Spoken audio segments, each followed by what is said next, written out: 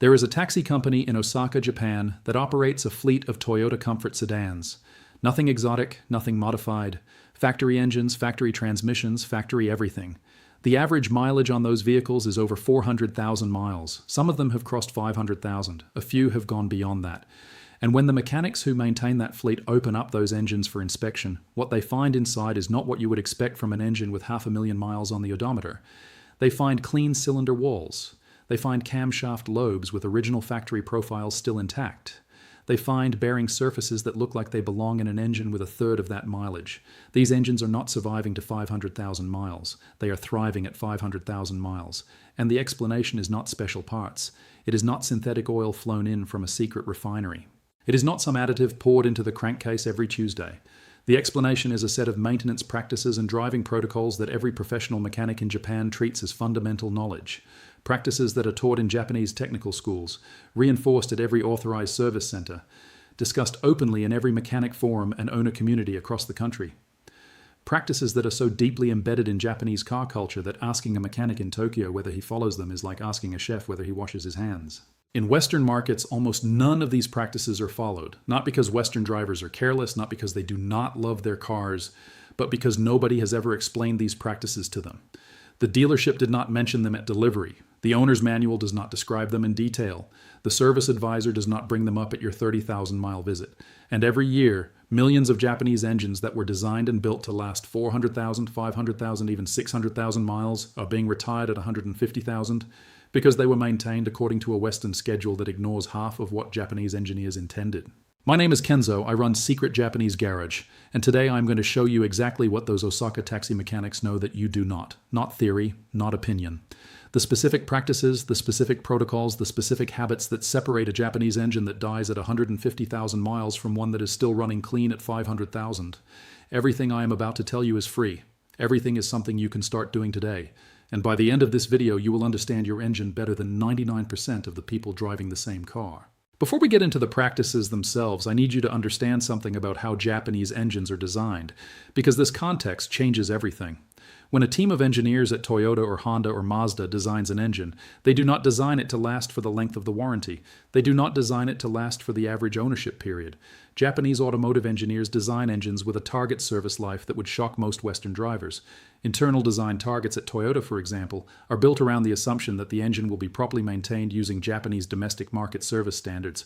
Those standards are significantly more detailed and more frequent than the maintenance schedule printed in the owner's manual you received when you bought your car in America or Canada or the UK or Australia. This is not a secret in Japan, it is common knowledge. The maintenance schedule that ships with your car in Western markets is a simplified version. It was adapted, reduced, and in some cases deliberately shortened to match Western consumer expectations. Western buyers expect longer intervals between services. They expect fewer visits to the dealership. They expect lower maintenance costs in the first 5 years. And the manufacturers, wanting to compete in Western markets, adjusted their published schedules accordingly.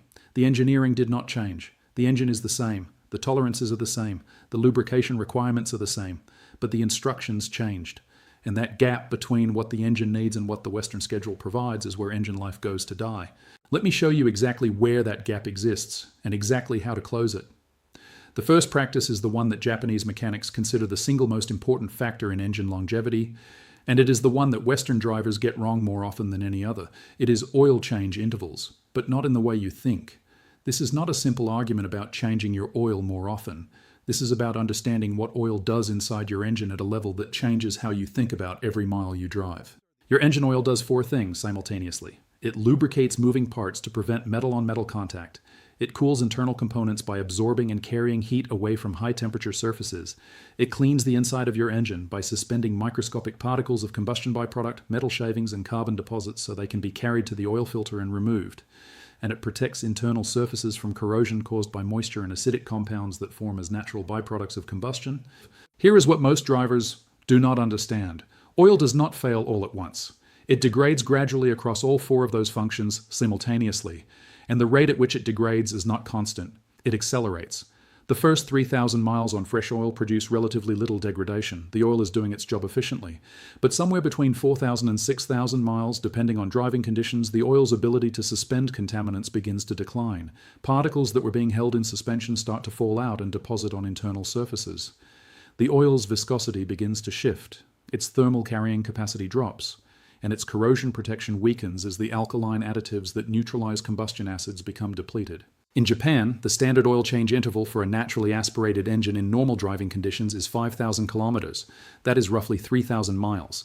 For turbocharged engines, it is even shorter, 3,000 to 4,000 kilometers, roughly 2,000 to 2,500 miles. These are not recommendations from overcautious mechanics trying to sell more oil changes. These are the intervals published by the manufacturers themselves for the Japanese domestic market. The same manufacturers who tell Western drivers that 7,500 or even 10,000 miles between oil changes is perfectly fine. Both of those numbers cannot be right, and the engineers I have spoken with are unambiguous about which one is closer to the truth. The Western intervals are survivable. Your engine will not self-destruct at 8,000 miles on the same oil, but survivable and optimal are not the same thing. Survivable means the engine will make it to the end of the warranty period without a lubrication-related failure. Optimal means the engine will maintain its design tolerances and surface integrity for 300,000, 400,000, 500,000 miles. The difference between those two outcomes is the difference between changing your oil at the Japanese interval and changing it at the Western interval. Multiplied by every oil change over the life of the car, that difference is enormous. Here's what I recommend, and this is what every Japanese mechanic I have worked with recommends. If you drive a naturally aspirated Japanese engine under normal conditions, change your oil every 5,000 miles. Not 7,500, not 10,000, 5,000. If you drive a turbocharged engine, change it every 4,000 miles. If you do a lot of short trips, a lot of stop and go, a lot of cold starts in cold weather, drop both of those numbers by 1,000 miles. Yes, this means more oil changes per year. Yes, it costs more in the short term. An extra oil change or two per year costs $60 to $80. A bottom-end engine rebuild costs $4,000 to $8,000. The math is not complicated. And while we are talking about oil, let me address something that Japanese mechanics are extremely particular about, and that Western drivers almost never think about: oil weight selection. Your owner's manual specifies a recommended oil weight. In most modern Japanese engines, that is 0W20 or 0W16. Many drivers and even some quick lube shops substitute whatever they have on hand. 5W30 because it is in stock. 5W20 because it is close enough. 10W30 because that is what they have always used. In Japan, this kind of substitution is considered mechanical negligence. And here is why. Modern Japanese engines are designed with extremely tight bearing clearances. The oil passages, the journals, the spaces between moving parts are engineered to work with a specific viscosity of oil at a specific temperature range. When you put thicker oil into an engine designed for thinner oil, the oil cannot flow through those tight passages as quickly. Oil pressure readings may look fine on the gauge, but the actual flow rate to critical surfaces is reduced. Lubrication at the point of contact is diminished. The engine compensates by working harder to pump thicker oil, which increases parasitic drag and reduces fuel efficiency. And over tens of thousands of miles, the cumulative effect is increased wear at every bearing surface, every camshaft journal, every piston ring interface. Use the exact weight specified in your manual. Not close enough? Exact. This is not optional if you want a 500,000-mile engine. Now let me transition to the second practice, and this is the one that surprises Western drivers the most when they learn about it, because it involves something you do every single day without thinking about it. It is how you start your engine in the first 5 minutes of every drive. I have talked about this briefly in previous videos, but today I want to go deeper because Japanese engineers and mechanics consider the cold start phase to be the single most destructive event your engine experiences on a regular basis. Not the most dramatic, not the most obvious, the most destructive. And the cumulative damage from improperly managed cold starts is one of the primary reasons Western market engines show dramatically more wear at the same mileage compared to their Japanese domestic market counterparts running identical hardware. When your engine sits overnight, oil drains from the upper engine into the oil pan. The cylinder walls, the camshaft lobes, the valve stems, the rocker arm surfaces, they are all coated in nothing more than a thin residual film of oil. When you hit the start button the next morning, the engine fires and all of those parts begin moving against each other before the oil pump has had time to deliver fresh pressurized oil to every surface. This window, from the moment of ignition to the moment of full oil pressure and full oil distribution, is typically 15 to 30 seconds. During those 15 to 30 seconds, your engine is experiencing what engineers call boundary lubrication conditions. The oil film between moving parts is too thin to fully separate the metal surfaces. There is contact, there is wear, every single cold start. In Japan, drivers are taught to manage this window with a very specific protocol. Start the engine. Do not touch the accelerator. Do not shift into gear. Let the engine idle for 30 to 60 seconds, not 5 minutes, not 10 minutes. Excessive idling is wasteful and can actually cause its own problems with carbon buildup and incomplete combustion, 30 to 60 seconds. During that time, oil pressure builds fully, Oil distributes to every lubrication point, and coolant begins to circulate. After 30 to 60 seconds, shift into gear and begin driving. And this is the critical part that almost every Western driver ignores. Drive gently for the first 5 to 10 minutes. Keep your RPMs below 3,000. Avoid hard acceleration. Avoid full throttle pulls. Do not demand peak performance from an engine that has not reached operating temperature. Here's why those first 5 to 10 minutes matter so much. It is not just about oil distribution, it is about thermal expansion. Every component inside your engine is designed to operate at a specific temperature. Pistons, cylinder walls, bearings, valve guides, all of them are machined to tolerances that assume operating temperature. When the engine is cold, those components are at their tightest fit. Metal has not yet expanded to its designed clearance. Oil viscosity is at its highest, making it harder to flow through tight passages. If you demand high power output from a cold engine, you are asking components that have not yet reached their designed operating dimensions to perform at stress levels they were not intended to handle in that state. Japanese mechanics call the first 10 minutes of driving the protection window. They treat it with the same respect as any other maintenance practice. It is not something they think about, it is reflexive. Start, idle briefly, drive gently until the temperature gauge moves off its resting position. Every drive, every time, no exceptions. I want to put this in perspective. If you cold start your car twice a day and drive aggressively from the moment you shift into gear, you are subjecting your engine to approximately 700 high-stress cold start cycles per year. Over 10 years, that is 7,000 cycles of accelerated wear. Japanese engineers estimate that each improperly managed cold start produces the equivalent wear of approximately 15 to 20 miles of normal driving. 7,000 cycles multiplied by 15 miles of equivalent wear is 105,000 miles of additional wear on your engine that does not show up on your odometer. Your engine says 90,000 miles. Its internal surfaces say 195,000. And you wonder why it needs major work. Manage your cold starts properly, and that phantom wear disappears. Your engine at 150,000 miles looks and performs like a Western-driven engine at 75,000. This is not exaggeration. This is engineering. The third practice involves your cooling system, and it is the one that Japanese mechanics say Western drivers neglect the most dangerously. Your engine operates in a temperature band between roughly 190 and 220 degrees Fahrenheit under normal conditions. The cooling system, your radiator, water pump, thermostat, coolant hoses, and the coolant itself, is what keeps your engine in that band. When the cooling system works perfectly, your engine runs at a consistent temperature, and every internal component operates within its designed thermal range. When the cooling system degrades, and it always degrades gradually, your engine begins to experience temperature variations. Hotspots develop in the cylinder head. Coolant flow becomes uneven. The thermostat responds slower. And the engine starts cycling between slightly too cool and slightly too hot in ways that are invisible on your temperature gauge, but very real at the molecular level inside your engine. Here is what Japanese mechanics do that Western maintenance schedules largely ignore. They replace the coolant completely every 2 years or 30,000 kilometers, whichever comes first. Not top it off. Not test it and decide it looks fine. Replace it completely. Western maintenance schedules often list coolant replacement at 60,000 miles, 100,000 miles, or in some cases use so-called lifetime coolant and never recommend replacement at all. Japanese engineers find this approach incomprehensible. Coolant degrades. The corrosion inhibitors in coolant break down over time. As they break down, the coolant becomes slightly acidic. That acidic coolant begins to corrode internal cooling system surfaces. Aluminum components in the engine block and cylinder head are particularly vulnerable. Microscopic corrosion deposits flake off and circulate through the system. They accumulate in the radiator, reducing cooling efficiency. They lodge in the water pump, increasing wear. They coat the surfaces of coolant passages in the engine, reducing thermal transfer. And all of this happens invisibly. Your temperature gauge reads normal. Your coolant level is full. Everything appears fine. But inside the system, cooling efficiency is declining by a fraction of a percent every month. And over years and tens of thousands of miles, that fraction of a percent becomes the difference between an engine that maintains perfect thermal stability and an engine that develops hotspots that warp cylinder heads, blow head gaskets, and crack engine blocks. Replace your coolant every 2 years. Use the exact type specified by the manufacturer. Do not mix coolant types. Do not use universal coolant. Japanese engines are designed with specific metallurgy in their cooling passages, and the coolant type specified for your vehicle contains corrosion inhibitors formulated specifically for those metals. Using the wrong coolant is like using the wrong blood type in a transfusion. It might flow through the system just fine, but the chemistry is wrong and the damage accumulates silently. While we are on the topic of the cooling system, Japanese mechanics religiously inspect the thermostat at every major service interval and proactively replace it every 100,000 kilometers, roughly 60,000 miles, regardless of whether it appears to be working. A thermostat costs $15 to $30 for the part and less than an hour of labor. A thermostat that sticks open keeps your engine too cool, which causes excessive fuel consumption, increased carbon buildup, accelerated oil degradation, and higher emissions.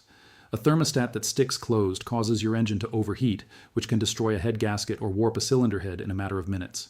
Both failure modes produce damage that costs thousands of dollars to repair. Proactive replacement every 60,000 miles eliminates this risk entirely, for less than $100 including labor. Ask your dealership when they last inspected or recommended replacing your thermostat. If they looked at you with a blank expression, you have your answer. The fourth practice is something that sounds almost too simple to be important, and that is exactly why Western drivers dismiss it. It is air filter management, not just engine air filter, cabin air filter as well. But let me focus on the engine air filter because the consequences of neglect are direct and mechanical. Your engine consumes enormous volumes of air. A typical 2-liter 4-cylinder engine processing air at highway speeds is pulling in approximately 600 liters of air per minute. Every particle of dust, every grain of sand, every microscopic piece of debris in that air passes through your air filter. When the filter is clean and new, it captures those particles effectively while allowing unrestricted airflow. As the filter loads up with trapped contaminants, two things happen simultaneously. First, airflow restriction increases. Your engine has to work harder to pull air through a clogged filter, which reduces efficiency, increases fuel consumption, and alters the air-fuel ratio in ways that increase combustion temperatures and accelerate internal wear. Second, as the filter becomes saturated, its ability to capture the finest particles diminishes. Microscopic abrasive particles begin passing through the filter media and entering the combustion chamber. Once inside the combustion chamber, these particles act as an abrasive compound between the piston rings and cylinder walls. They score the cylinder walls, they accelerate ring wear, they increase oil consumption, and they reduce compression. Japanese mechanics replace engine air filters every 15,000 kilometers, approximately every 9,000 miles. Some recommend inspection every 5,000 kilometers and replacement whenever the filter shows visible contamination. Western schedules typically call for air filter replacement every 30,000 miles or more. That means a Western-maintained engine is running on a filter that a Japanese mechanic would have replaced 3 times over. I want you to think about what happens to those cylinder walls over the life of the engine. A Japanese-maintained engine at 300,000 miles has had its air filter replaced approximately 33 times. A Western-maintained engine at the same mileage has had its air filter replaced maybe 6 times. For 27 intervals, the Western engine was breathing through a filter that a Japanese mechanic would have considered compromised. That is hundreds of thousands of miles of driving with suboptimal filtration. The cumulative effect on cylinder wall condition and piston ring wear is not trivial. It is one of the primary reasons Japanese mechanics find dramatic differences in compression readings between Japanese-maintained and Western-maintained engines at the same mileage. An engine air filter costs $10 to $20. Replacing it takes 5 minutes. And doing it at the Japanese interval instead of the Western interval could be the difference between an engine that holds compression at 400,000 miles and one that burns a quart of oil every 1,000 miles at 150,000. The fifth practice is transmission maintenance, and this is where the divergence between Japanese and Western maintenance philosophy becomes most stark and most costly. In Japan, automatic transmission fluid is treated as a regular maintenance item with a defined replacement interval. Japanese mechanics drain and replace automatic transmission fluid every 40,000 to 60,000 kilometers, roughly 25,000 to 37,000 miles. They consider this non-negotiable. In Western markets, many manufacturers now claim that their automatic transmissions are filled with lifetime fluid that never needs to be changed. Let me tell you what lifetime means in this context, because the definition is not what you think. Lifetime does not mean the life of the transmission. It means the life of the warranty period. It means the fluid will not cause a warrantable failure within the coverage window. What happens to the transmission at 100,000 miles, 150,000 miles, 200,000 miles is not the manufacturer's financial concern once the warranty has expired. Automatic transmission fluid degrades with use. Heat breaks down its molecular structure. Friction material from the clutch packs contaminates it with fine particles. Its viscosity changes. Its ability to transfer hydraulic pressure precisely diminishes. And as the fluid degrades, the transmission shifts less precisely, generates more internal heat, and wears its clutch packs and bands faster. The degradation is gradual enough that you do not notice it from one day to the next. But if you drove your car on day 1 and then drove it again at 80,000 miles without ever changing the transmission fluid, you would feel the difference immediately. Shifts that were once crisp are now soft and delayed. Engagement that was once immediate now has a perceptible lag. The transmission is not broken. It is just aged far beyond its mileage because the fluid that protects it was allowed to degrade beyond its useful life. Japanese mechanics prevent this by replacing the fluid at regular intervals, and they are very specific about how they do it. They do not flush the transmission. Flushing, where a machine pushes new fluid through the system under pressure to displace the old fluid, is something Japanese mechanics almost universally advise against. Flushing can dislodge accumulated deposits and push them into valve body passages, causing shift problems that did not exist before the service. Instead, they perform a drain and fill. They remove the drain plug, let the old fluid drain by gravity, replace the drain plug, and refill with fresh fluid to the specified level. This replaces approximately 40 to 60% of the total fluid volume. They then drive the car for a few hundred miles and repeat the process. After 2 drain and fill cycles, approximately 80% of the old fluid has been replaced with fresh fluid. This method is gentle, effective, and has virtually zero risk of causing secondary problems. If your car has more than 60,000 miles on it and the transmission fluid has never been changed, do not panic, but do act. Have a drain and fill performed, not a flush, using the exact fluid type specified by the manufacturer. Drive 500 miles, then have a second drain and fill performed. From that point forward, have a drain and fill done every 30,000 miles. Your transmission will thank you with another 200,000 miles of smooth, reliable operation. The 6th practice is one that connects everything I've talked about so far into a single unifying principle, and it is the practice that I believe separates Japanese automotive culture from Western automotive culture more than any other. It is the practice of listening to your car. In Japan, mechanics teach drivers to use all of their senses when they drive. Not just vision, not just the feel of the steering wheel and the brake pedal.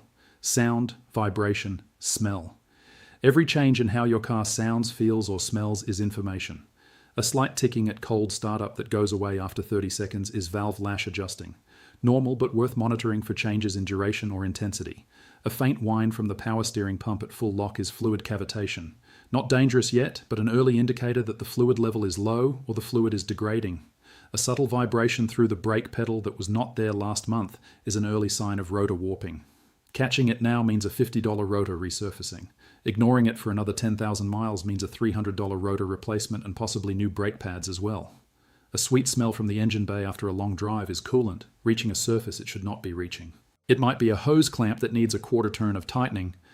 Ignore it and it becomes a coolant leak, an overheating event, and a potential head gasket failure. Japanese drivers are taught to spend the first 30 seconds of every drive with the radio off and the windows cracked, just listening, feeling, paying attention to what the car is telling them. This is not superstition. This is systematic early detection. The same car that gives you a catastrophic failure at 75,000 miles gave you a whisper at 50,000. It gave you a murmur at 60,000. It gave you a clear-spoken warning at 70,000. But you had the radio on, the windows were up, and you were not listening. A 500,000-mile engine is not an engine that never had problems. It is an engine whose problems were caught at the whisper stage and addressed before they became failures. Japanese mechanics understand this deeply. They do not just fix cars, they teach drivers to hear what their cars are saying. And that single cultural difference, the practice of attentive driving, is worth more than every other practice I have described today combined. Because here's the truth about engine longevity. It is not one thing. It is not a magic oil. It is not a secret additive. It is not a single hidden feature or a single service protocol. It is the accumulation of dozens of small practices, each one seemingly insignificant on its own, that compound over years and hundreds of thousands of miles into the difference between an engine that is scrapped at 150,000 and an engine that is still running with original internals at 500,000. Shorter oil change intervals, correct oil weight, managed cold starts, gentle warm-up driving, regular coolant replacement, proactive thermostat maintenance, frequent air filter changes, disciplined transmission fluid service, and the habit of listening to your car with the same attention you would give to your own body if you felt something unfamiliar. None of these practices are expensive. None of them are complicated. None of them require special tools or advanced knowledge. They require consistency. They require attention. And they require the understanding that your engine was not designed to be disposable. It was designed by people who spent their careers perfecting the engineering of internal combustion. People who agonized over bearing clearances measured in thousandths of a millimeter. People who tested and retested oil flow paths until lubrication reached every critical surface within the first 15 seconds of cold start. People who designed cooling systems with precise thermal management capabilities that maintain consistent temperatures across every square centimeter of the cylinder head. Those engineers did their job. They gave you an engine capable of 500,000 miles. The question is whether the maintenance you give that engine honors the engineering that went into it. In Japan, the answer is yes. The maintenance culture matches the engineering culture. Drivers follow the intervals, mechanics perform the protocols, and engines last. In Western markets, the maintenance culture has been diluted. Intervals have been stretched. Protocols have been simplified. And engines are replaced decades before they needed to be. I started Secret Japanese Garage because I believe that every driver who owns a Japanese car deserves to know what Japanese drivers know. Not a simplified version, not a marketing-friendly version, the real version. The version that produces 500,000-mile engines in Osaka taxi fleets and 300,000-mile family cars in suburban Tokyo and 400,000-mile delivery vans in Nagoya. The engineering is already in your car. It has been there since the day it was built. What has been missing is the knowledge to let that engineering do what it was designed to do. Now you have it. If this video changed how you think about your car, share it with someone who drives a Japanese vehicle and still follows the Western maintenance schedule. Not because I need views, because their engine needs this information more than my channel needs subscribers.